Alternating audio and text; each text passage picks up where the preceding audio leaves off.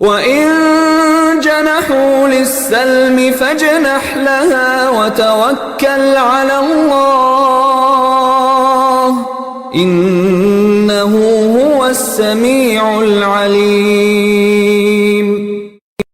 പ്രവാചക, ശത്രുജനം സന്ധിയിലേക്കും സമാധാനത്തിലേക്കും ചായുന്നുവെങ്കിൽ നീയും അതിന് സന്നദ്ധനാവുക. അല്ലാഹുവിൽ ഭരമേൽപ്പിക്കുകയും ചെയ്യുക. നിശ്ചയം അവൻ എല്ലാം കേൾക്കുന്നവനും അറിയുന്നവനുമാണ്. وَإِن يُرِيدُوا أَن يَخْدَعُوكَ فَإِنَّ حَسْبَكَ اللَّهُ هُوَ الَّذِي أَيَّدَكَ بِنَصْرِهِ وَبِالْمُؤْمِنِينَ. ഇനി അവർ താങ്കളെ വഞ്ചിക്കാനാണ് ഉദ്ദേശിക്കുന്നതെങ്കിൽ അറിയുക, താങ്കൾക്ക് അല്ലാഹു മതി. സ്വന്തം സഹായത്താലും വിശ്വാസികൾ വഴിയും താങ്കളെ ബലപ്പെടുത്തിയത് അവനാണല്ലോ. അതായത്, ഒരിക്കലും ഭീരുത്വപരമാവരുത് നിങ്ങളുടെ അന്തർദേശീയ നയം. ദൈവത്തിൽ സർവസ്വം അർപ്പിച്ചുകൊണ്ട് ധീരവും ദൃഢവുമായിരിക്കണം അത്. ശത്രു സന്ധി സംഭാഷണത്തിന് ആഗ്രഹം പ്രകടിപ്പിച്ചാൽ നിസ്സങ്കോചം അതിന് തയ്യാറാവുക. ശത്രുവിന് സദുദ്ദേശ്യമല്ല ഉള്ളത്, അവർ വഞ്ചിച്ചേക്കും എന്ന് സങ്കൽപ്പിച്ചുകൊണ്ട് അവരുടെ സന്ധി സന്നദ്ധത തള്ളിക്കളയരുത്. ആരുടെയും മനസ്സിലിരിപ്പ് മറ്റുള്ളവർക്ക് ഖണ്ഡിതമായി അറിയാൻ സാധ്യമല്ല. യഥാർത്ഥത്തിൽ സന്ധി ഉദ്ദേശിച്ചാണ് ശത്രു വന്നിട്ടുള്ളതെങ്കിൽ വെറുതെ ഉദ്ദേശ്യത്തിൽ സംശയിച്ച് രക്തച്ചൊരിച്ചൽ നീട്ടിക്കൊണ്ടുപോകുന്നതെന്തിന്? അഥവാ വഞ്ചനയാണ് ഉദ്ദേശ്യമെങ്കിൽ നിങ്ങൾ ദൈവത്തിൽ അർപ്പിച്ച് ധീരരും മാന്യരുമായി വർത്തിക്കുക. സന്ധിക്ക് വേണ്ടി നീട്ടിയ കൈകളെ സ്വാഗതം ചെയ്ത് നിങ്ങളുടെ ധാർമ്മിക ഔന്നത്യം തെളിയിക്കുക. അതേസമയം യുദ്ധത്തിനായി ഉയരുന്ന കൈകളെ നിങ്ങളുടെ ഉരുക്കുമുഷ്ടികൊണ്ട് തകർക്കുകയും ചെയ്യുക. മേലിൽ ഒരു വഞ്ചക സമൂഹവും നിങ്ങളുടെ നേരെ കൈയോങ്ങാൻ ധൈര്യപ്പെടരുത്. وَأَلَّفَ بَيْنَ قُلُوبِهِمْ لَوْ أَنفَقْتَ مَا فِي الْأَرْضِ جَمِيعًا مَا أَلَّفْتَ بَيْنَ قُلُوبِهِمْ وَلَكِنَّ اللَّهَ أَلَّفَ بَيْنَهُمْ إِنَّهُ عَزِيزٌ حَكِيمٌ. അവൻ അവരുടെ മനസ്സുകളെ തുണയ്ക്കുകയും ചെയ്തു. ഭുവനത്തിലുള്ള വിഭവങ്ങളൊക്കെയും ചെലവഴിച്ചാലും ഈ ജനത്തിന്റെ ഹൃദയങ്ങളെ കൂട്ടിയിണക്കാൻ നിനക്ക് കഴിയുമായിരുന്നില്ല. അല്ലാഹുവാണ് അവരെ തമ്മിലിണക്കിയത്. നിശ്ചയം അവൻ അജയ്യനും അഭിജ്ഞനുമല്ലോ. സത്യവിശ്വാസികളായ ശേഷം അറബി ജനതയ്ക്കിടയിൽ അല്ലാഹു സൃഷ്ടിച്ച സ്നേഹ സാഹോദര്യ ഭാവത്തിലേക്കാണ് ഈ സൂക്തത്തിന്റെ സൂചന. ആ ഹൃദയൈക്യം അവരെ ഒരു ഉറച്ച സംഘമാക്കി മാറ്റി. നൂറ്റാണ്ടുകളായി ശത്രുതയിൽ വർത്തിച്ച വ്യത്യസ്ത ഗോത്രങ്ങളിലെ അംഗങ്ങളായിരുന്നു അവർ. വിശിഷ്യ ഔസ് ഖസ്റജ് ഗോത്രങ്ങളിൽ അല്ലാഹുവിന്റെ ഈ അനുഗ്രഹം ഏറെ പ്രകടമാണ്. ഈ ഗോത്രങ്ങൾ ഓരോന്നും 2 വർഷം മുമ്പ് വരെ അപരന്റെ ചോരയ്ക്ക് ആർത്തി പൂണ്ടിരിക്കുകയായിരുന്നു. വിഖ്യാതമായ ബുഖാസ് യുദ്ധം ഈയിടെ കഴിഞ്ഞിരുന്നതേയുള്ളൂ. ആ യുദ്ധത്തിൽ ഖസ്റജിനെ ഔസും ഔസിനെ ഖസ്റജും ഭൂമുഖത്തുനിന്ന് തൂത്തുമാറ്റാൻ കച്ചകെട്ടിയിറങ്ങിയതായിരുന്നു. ഇത്ര കടുത്ത ശത്രുതയാണ് 2-3 വർഷത്തിനകം അഗാധമായ സ്നേഹ സാഹോദര്യമായി മാറിയത്. വിപരീത ഘടകങ്ങളെ സംയോജിപ്പിച്ച് നബി തിരുമേനിയുടെ കാലത്തെ ഇസ്ലാമിക സമൂഹമാകുന്ന സുഭദ്രമായ ഉരുക്കുകോട്ട നിർമ്മിക്കപ്പെട്ടു. തീർച്ചയായും മനുഷ്യ കഴിവിനതീതമായ മഹാത്ഭുതമായിരുന്നു ഇത്. ലൗകിക കാര്യകാരണങ്ങളുടെ പിൻബലത്തിൽ മാത്രം ഈ മഹത്തായ നേട്ടം കൈവരിക്കുക സാധ്യമായിരുന്നില്ല. ഇവിടെ അല്ലാഹു പറയുന്നതിതാണ്: നമ്മുടെ സഹായവും പിന്തുണയും കൊണ്ടാണ് ഇതെല്ലാം നിങ്ങൾ സാധിച്ചതെങ്കിൽ മേലിലും നിങ്ങളുടെ ദൃഷ്ടി ഭൗതികോപാധികളെക്കാൾ ദൈവസഹായത്തിൽ പതിഞ്ഞിരിക്കേണ്ടതാണ്. അതുകൊണ്ട് മാത്രമേ വിജയം പ്രാപിക്കുകയുള്ളൂ. യാ അയ്യുഹൻ നബിയ്യു ഹസ്ബുകല്ലാഹു വമനിത്തബഅക മിനൽ മുഅ്മിനീൻ. അല്ലയോ പ്രവാചക, താങ്കൾക്കും താങ്കളെ അനുഗമിക്കുന്ന വിശ്വാസികൾക്കും അല്ലാഹു തന്നെ മതിയായവനാണ്. യാ അയ്യുഹൻ നബിയ്യു ഹർറിദിൽ മുഅ്മിനീന അലൽ ഖിതാൽ ഇൻ യകും മിൻകും منكم 20 صابرون يغلبوا 200 وإن يكن منكم 100 يغلبوا 1000 من الذين كفروا بأنهم قوم لا يفقهون. അല്ലയോ പ്രവാചക, വിശ്വാസികളെ സമരത്തിന് പ്രോത്സാഹിപ്പിക്കുക. നിങ്ങളിൽ സഹനശീലരായ 20 പേരുണ്ടെങ്കിൽ 200 പേരെ ജയിച്ചടക്കാം. അത്തരം 100 പേരുണ്ടെങ്കിൽ സത്യനിഷേധികളിൽ 1000 പേരെ ജയിക്കാം. എന്തുകൊണ്ടെന്നാൽ അവർ യാഥാർത്ഥ്യം ഗ്രഹിക്കാത്തവരാകുന്നു. ഇന്നത്തെ സാങ്കേതിക ഭാഷയിൽ ആത്മീയ ശക്തി എന്നോ ധാർമ്മിക ശക്തി എന്നോ വിശേഷിപ്പിക്കാറുള്ള അതേ സംഗതിയാണ് അല്ലാഹു ഫിഖ് എന്നും ലാ യഫ്ഖഹൂൻ എന്നും ഈ സൂക്തത്തിൽ വിശദീകരിച്ചിരിക്കുന്നത്. അറിവ് എന്നും കാര്യവിവരമെന്നും അർത്ഥമുള്ള ഈ ശബ്ദം ഉദ്ദേശിക്കുന്ന ആശയത്തെ പ്രതിഫലിപ്പിക്കാൻ ആധുനിക സാങ്കേതിക ശബ്ദത്തെക്കാൾ ശാസ്ത്രീയമാണ്. ശരിയായ ലക്ഷ്യബോധത്തോടുകൂടിയും അവധാനപൂർവം ആലോചിച്ചുറച്ചുമാണ് ഒരാൾ യുദ്ധം ചെയ്യുന്നതെന്ന് കരുതുക. എങ്കിൽ സ്വന്തം ജീവിതത്തേക്കാൾ വിലപ്പെട്ട ഒന്നിനു വേണ്ടിയാണ് സ്വജീവൻ അർപ്പിക്കുന്നതെന്നും ആ ലക്ഷ്യം നഷ്ടപ്പെടുത്തി ജീവിക്കുന്നത് അർത്ഥശൂന്യമാണെന്നും അയാൾ വിശ്വസിക്കുന്നു. അതിനെക്കുറിച്ചൊന്നും ബോധമില്ലാതെ യുദ്ധം ചെയ്യുന്നവനേക്കാൾ 10 മടങ്ങ് ശക്തനായിരിക്കും അയാൾ. ശാരീരിക ശേഷിയിൽ അവർ തമ്മിൽ അന്തരമില്ലെങ്കിലും. അതിലുപരി ഒരുവൻ യാഥാർത്ഥ്യബോധമുള്ളവനും സ്വന്തം അസ്തിത്വം, ദൈവാസ്തിത്വം, ദൈവവുമായുള്ള ബന്ധം, ജീവിതത്തിന്റെയും മരണത്തിന്റെയും മരണാനന്തര ജീവിതത്തിന്റെയും യാഥാർത്ഥ്യം എന്നിവയെക്കുറിച്ചെല്ലാം ശരിയാംവണ്ണം മനസ്സിലാക്കിയിട്ടുള്ളവനാണെന്ന് കരുതും.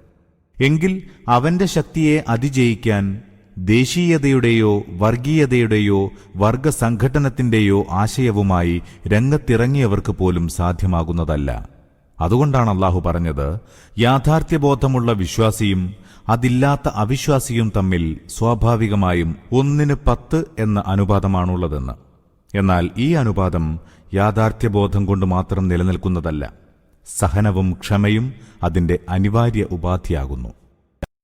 الآن خفف الله عنكم وعلم أن فيكم ضعفا فإن يكن منكم 100 صابرة يغلبوا 200 وإن يكن منكم 1000 يغلبوا 2000 بإذن الله والله مع الصابرين. എന്നാൽ ഇപ്പോൾ അല്ലാഹു നിങ്ങളുടെ ഭാരം ലഘൂകരിച്ചിരിക്കുന്നു. നിങ്ങളിൽ ഇപ്പോഴും ദൗർബല്യമുണ്ടെന്ന് അവൻ അറിയാം. അതിനാൽ നിങ്ങളിൽ സഹനശീലരായ 100 പേരുണ്ടെങ്കിൽ 200 പേരെയും, അത്തരം 1000 പേരുണ്ടെങ്കിൽ 2000 പേരെയും അല്ലാഹുവിന്റെ ഹിതത്താൽ ജയിക്കുന്നതാണ്. അല്ലാഹു സഹനശീലരോടൊപ്പമത്രേ. വിശ്വാസികളും അവിശ്വാസികളും തമ്മിൽ ആദ്യം 1:10 എന്ന അനുപാതത്തിലായിരുന്നു. ഇപ്പോൾ മുസ്ലിങ്ങളെ ദൗർബല്യം ബാധിച്ചിരിക്കയാൽ അനുപാതം 1:2 ആയി ചുരുങ്ങിയിരിക്കുന്നു എന്നല്ല ഇതിന്റെ പൊരുൾ. ശരിയായ അർത്ഥമിതാണ്: തത്വത്തിന്റെ ഭദ്രതയും മൂല്യമഹിമയും പരിഗണിക്കുമ്പോൾ 10 അവിശ്വാസികളെ നേരിടാൻ ഒരു വിശ്വാസി മതി. എന്നാൽ മുസ്ലിങ്ങളുടെ ധാർമ്മിക ശിക്ഷണം ഇപ്പോഴും പൂർണ്ണതയിലെത്തിയിട്ടില്ല. കാര്യബോധം പക്വത പ്രാപിച്ചിട്ടുമില്ല. അതിനാൽ തൽക്കാലം ഒരു വിട്ടുവീഴ്ചയെന്ന നിലയിൽ എണ്ണത്തിൽ തങ്ങളെക്കാൾ ഇരട്ടിയുള്ള ശത്രുക്കളെ നേരിടാനേ അവരോട് അനുശാസിക്കുന്നുള്ളൂ. അക്കാര്യത്തിൽ അവർ മടിച്ചു നിൽക്കേണ്ടതില്ല. ഈ ശാസന ഹിജ്റ 2-ാം വർഷം നൽകിയതാണെന്ന് ഓർക്കേണ്ടതാണ്. ആ ഘട്ടത്തിൽ മുസ്ലിങ്ങളിൽ ഒട്ടേറെ പേർ പുതുതായി ഇസ്ലാമിൽ വന്നവരായിരുന്നു. അവരുടെ ശിക്ഷണം പ്രാഥമികാവസ്ഥയിലായിരുന്നു. പിന്നീട് നബി തിരുമേനിയുടെ നേതൃത്വത്തിൽ പക്വത പ്രാപിച്ചപ്പോൾ വിശ്വാസികളും അവിശ്വാസികളും 1:10 എന്ന അനുപാതത്തിൽ തന്നെയാണുണ്ടായിരുന്നത്. തിരുമേനിയുടെ അന്ത്യഘട്ടത്തിലും ഖുലഫാഉർ റാഷിദുകളുടെ കാലത്തും നടന്ന യുദ്ധങ്ങളിൽ പലവട്ടം ഇത് തെളിഞ്ഞതാണ്. ما كان لنبي أن يكون له أسرى حتى يثخن في الأرض تريدون عرض الدنيا والله يريد الآخرة والله عزيز حكيم. നാട്ടിൽ ശത്രുക്കളെ നന്നായി അടിച്ചമർത്തുന്നതുവരെ തന്റെ കീഴിൽ തടവുകാരുണ്ടാകുന്നത് ഒരു പ്രവാചകനും ഭൂഷണമല്ല. നിങ്ങൾ ഭൗതിക ലാഭം കാക്ഷിക്കുന്നു, അള്ളാഹുവിന്റെ മുമ്പിലുള്ളതോ പരലോകമാകുന്നു. അള്ളാഹു അതിജയിക്കുന്നവനും അഭിജ്ഞനുമത്രേ. لولا كتاب من الله سبق لمسكم فيما أخذتم عذاب عظيم. അള്ളാഹുവിന്റെ പ്രമാണം മുമ്പേ രേഖപ്പെടുത്തി കഴിഞ്ഞിട്ടില്ലായിരുന്നുവെങ്കിൽ നിങ്ങൾ കൈപ്പറ്റിയ ദ്രവ്യത്തിന്റെ പേരിൽ കൊടിയ ശിക്ഷ ബാധിക്കുമായിരുന്നു. ഈ സൂക്തത്തിന്റെ വ്യാഖ്യാനത്തിൽ ഖുർആൻ വ്യാഖ്യാതാക്കൾ ചില റിപ്പോർട്ടുകൾ ഉദ്ധരിച്ചിട്ടുണ്ട്. അവയുടെ സാരമിതാണ്: ബദർ യുദ്ധത്തിൽ ബന്ധനസ്ഥരാക്കപ്പെട്ട ഖുറൈശി പടയാളികളെ എന്തു ചെയ്യണമെന്നതിനെക്കുറിച്ച് യുദ്ധാനന്തരം സ്വഹാബത്തുമായി നബി തിരുമേനി കൂടിയാലോചിച്ചു. അവരെ പിഴവാങ്ങി വിടണമെന്ന് അബൂബക്കർ റളിയല്ലാഹു അൻഹു അഭിപ്രായപ്പെട്ടു. വധിച്ചു കളയണമെന്നായിരുന്നു ഉമർ റളിയല്ലാഹു അൻഹുവിന്റെ അഭിപ്രായം. നബി തിരുമേനി അബൂബക്കറിന്റെ അഭിപ്രായം സ്വീകരിക്കുകയും പിഴവാങ്ങി വിട്ടയക്കാൻ തീരുമാനമാവുകയും ചെയ്തു. ഈ നടപടിയെ ആക്ഷേപിച്ച് അവതരിച്ചതാണത്രേ ഈ വാക്യങ്ങൾ. എന്നാൽ ആയത്തിലെ അള്ളാഹുവിന്റെ പ്രമാണം മുമ്പേ രേഖപ്പെടുത്തി കഴിഞ്ഞിട്ടില്ലായിരുന്നുവെങ്കിൽ എന്ന ഭാഗത്തിന് തൃപ്തികരമായ വിശദീകരണം നൽകാൻ ഖുർആൻ വ്യാഖ്യാതാക്കൾക്ക് കഴിഞ്ഞിട്ടില്ല. ദൈവിക വിധിയാണ് അതുകൊണ്ട് ഉദ്ദേശ്യമെന്ന് അവർ പറയുന്നു. മുസ്ലിങ്ങൾക്ക് യുദ്ധം മുതൽ അനുവദനീയമാക്കാൻ അള്ളാഹു ആദ്യമേ ഉദ്ദേശിച്ചിരുന്നു എന്നും അവർ വ്യാഖ്യാനിക്കുന്നു. എന്നാൽ വഹിയ് അഥവാ ദിവ്യബോധനം മുഖേനയുള്ള ശരീഅത്ത് നിയമം ഒരു കാര്യത്തിന് അനുവാദം നൽകാത്തിടത്തോളം അത് അനുവദനീയമാവുകയില്ലെന്ന് സ്പഷ്ടമാണ്. ആകയാൽ പ്രസ്തുത വ്യാഖ്യാനപ്രകാരം നബി തിരുമേനി ഉൾപ്പെടെ ഇസ്ലാമിക സമൂഹം മുഴുവൻ കുറ്റക്കാരാണെന്ന് വന്നേക്കും. ഒറ്റപ്പെട്ട നിവേദനങ്ങൾ അവലംബമാക്കി ഇത്തരം വ്യാഖ്യാനങ്ങൾ അംഗീകരിക്കുന്നത് വളരെ ഗുരുതരമായിരിക്കും. എന്റെ അഭിപ്രായത്തിൽ ഇവിടെ ശരിയായ വ്യാഖ്യാനം ഇതാണ്: ബദർ യുദ്ധത്തിന് മുമ്പ് അവതരിച്ച സൂറ മുഹമ്മദിൽ യുദ്ധത്തെക്കുറിച്ച് ചില പ്രാഥമിക നിർദ്ദേശങ്ങൾ നൽകിയിരുന്നു. അക്കൂട്ടത്തിൽ അള്ളാഹു പറഞ്ഞു: ഈ നിഷേധികളുമായി യുദ്ധത്തിൽ ഏറ്റുമുട്ടിയാൽ കഴുത്തുവെട്ടുകയാണ് ആദ്യം ചെയ്യേണ്ടത്. അങ്ങനെ നിങ്ങൾ അവരെ നന്നായി ഒതുക്കിയാൽ പിന്നെ തടവുകാരെ നന്നായി പിടിച്ചുകെട്ടുക. അനന്തരം ഔദാര്യം കാണിക്കുകയോ പിഴ ഈടാക്കുകയോ ചെയ്യാൻ നിങ്ങൾക്ക് സ്വാതന്ത്ര്യമുണ്ട്, യുദ്ധം ശമിക്കുന്നതുവരെ.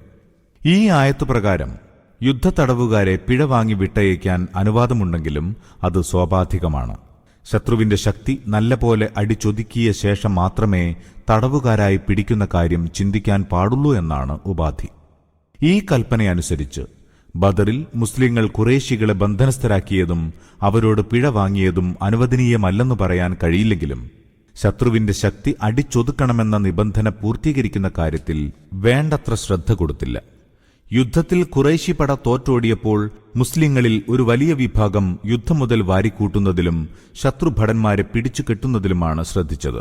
വളരെ തുച്ഛം പേർ മാത്രമാണ് ശത്രുക്കളെ കുറെ ദൂരത്തോളം പിന്തുടർന്നത്.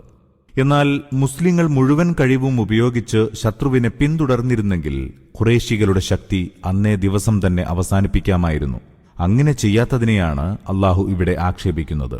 ഈ ആക്ഷേപം ഒരു വിഭാഗം മുസ്ലിങ്ങൾക്കല്ലാതെ നബി തിരുമേനിക്ക് ബാധകമല്ലെന്ന് വ്യക്തമാണല്ലോ. ദൈവിക കൽപ്പനയുടെ സാരമിതാണ്: നബിയുടെ ദൗത്യം നിങ്ങൾ ഇപ്പോഴും വേണ്ട വിധം മനസ്സിലാക്കിയിട്ടില്ല. പിഴ വസൂൽ ചെയ്തും യുദ്ധം മുതൽ ശേഖരിച്ചും ഖജനാവ് നിറയ്ക്കുകയല്ല നബിയുടെ സാക്ഷാൽ കൃത്യം. അവിശ്വാസത്തെ ഭൂമുഖത്തുനിന്ന് തുടച്ചു നീക്കുകയാണ്. മറ്റുള്ളതൊന്നും പ്രവാചക ലക്ഷ്യവുമായി നേരിട്ട് ബന്ധപ്പെടുന്നതല്ല. എന്നാൽ നിങ്ങളിൽ ചിലരെ പലപ്പോഴും ഭൗതിക താൽപര്യം അതിജയിക്കുന്നു. ആദ്യമേ ശത്രുവിന്റെ യഥാർത്ഥ ശക്തിയെ നേരിടാനല്ല, കച്ചവട സംഘത്തെ ആക്രമിക്കാനാണ് നിങ്ങൾ ആഗ്രഹിച്ചത്. തുടർന്ന് ശത്രുവിനെ ചതച്ചരയ്ക്കുന്നതിനു പകരം യുദ്ധം മുതൽ ശേഖരിക്കാനും തടവുകാരെ പിടിച്ച് പിഴ വസൂലാക്കാനും നിങ്ങൾ തുനിഞ്ഞു. കൂടാതെ ഗനീമത്തിൽ കലഹിക്കുകയും ചെയ്തു. പിഴ വാങ്ങാൻ നേരത്തെ നാം അനുവാദം നൽകിയിരുന്നില്ലെങ്കിൽ അതിന്റെ പേരിൽ നിങ്ങളെ കഠിനമായി ശിക്ഷിക്കുമായിരുന്നു. വന്നത് വന്നു. ഏതായാലും നിങ്ങൾക്ക് ലഭിച്ച സമ്പത്ത് അനുഭവിച്ചുകൊള്ളുക. എന്നാൽ അള്ളാഹുവിന് അനിഷ്ടമായ ഇത്തരം നടപടികളെക്കുറിച്ച് മേലിൽ സൂക്ഷിക്കേണ്ടതാകുന്നു. ഇമാം അബൂബക്കർ അൽ ജസ്വാസ് തന്റെ അഹ്കാമുൽ ഖുർആനിൽ ഈ വ്യാഖ്യാനത്തെ പരിഗണനീയമെന്ന് വിശേഷിപ്പിച്ചു കണ്ടത് എനിക്ക് ഈ അഭിപ്രായത്തിൽ കൂടുതൽ സംതൃപ്തി തോന്നാനിടയായി. പിന്നീട് സീറത്തു ഇബ്നു ഹിഷാമിൽ ഇപ്രകാരം വായിക്കുകയുണ്ടായി: ഇസ്ലാമിക യോദ്ധാക്കൾ ഗനീമത്ത് പിടിച്ചെടുക്കുകയും അവിശ്വാസി പടയാളികളെ തടവുകാരാക്കുകയും ചെയ്തുകൊണ്ടിരിക്കെ സഅദ് ബിൻ മുആദിന്റെ മുഖത്ത് നീരസം പ്രകടമായത് നബി തിരുമേനിയുടെ ശ്രദ്ധയിൽപ്പെട്ടു. ആളുകളുടെ നടപടി സഅദിന് ഇഷ്ടമായില്ലെന്ന് തോന്നുന്നല്ലോ. തിരുമേനി അന്വേഷിച്ചു. അതെ, അള്ളാഹുവിന്റെ ദൂതരെ, സഅദ് പറഞ്ഞു, അള്ളാഹു മുശ്രിക്കുകളെ പരാജയപ്പെടുത്തിയ ആദ്യത്തെ സംഘട്ടനമാണിത്. ഈ ഘട്ടത്തിൽ അവരെ തടവുകാരാക്കി ജീവനോടെ വിടുന്നതിനേക്കാൾ നല്ലത് നല്ല പോലെ ചതച്ചൊതുക്കുകയായിരുന്നു. فَكُلُوا مِمَّا غَنِمْتُمْ حَلَالًا طَيِّبًا وَاتَّقُوا اللَّهَ إِنَّ اللَّهَ غَفُورٌ رَّحِيمٌ. നിങ്ങൾ നേടിയ മുതൽ അനുവദനീയവും പരിശുദ്ധവുമെന്ന നിലയ്ക്കു തന്നെ ഭുജിച്ചുകൊള്ളുക. അള്ളാഹുവിനെ ഭയപ്പെടുകയും ചെയ്യുക. നിശ്ചയം അള്ളാഹു മാപ്പരുളുന്നവനും ദയാപരനുമാകുന്നു.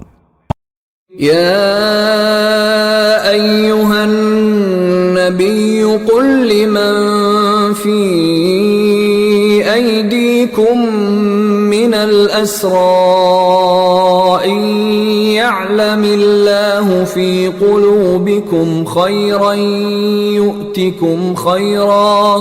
يؤتكم خيرا مما أخذ منكم ويغفر لكم والله غفور رحيم. അല്ലയോ പ്രവാചക, നിങ്ങളുടെ അധീനത്തിലുള്ള തടവുകാരോട് പറയുക, നിങ്ങളുടെ ഹൃദയങ്ങളിൽ വല്ല നന്മയുമുള്ളതായി അള്ളാഹു അറിയുന്നുവെങ്കിൽ നിങ്ങളിൽ നിന്ന് വസൂൽ ചെയ്യപ്പെട്ടതിനേക്കാൾ ഉത്തമമായത് അവൻ തിരിച്ചു തരുന്നതാണ്. നിങ്ങളുടെ പാപങ്ങൾ പൊറുക്കുന്നതുമാകുന്നു. അള്ളാഹു പൊറുക്കുന്നവനും ദയാപരനുമല്ലോ.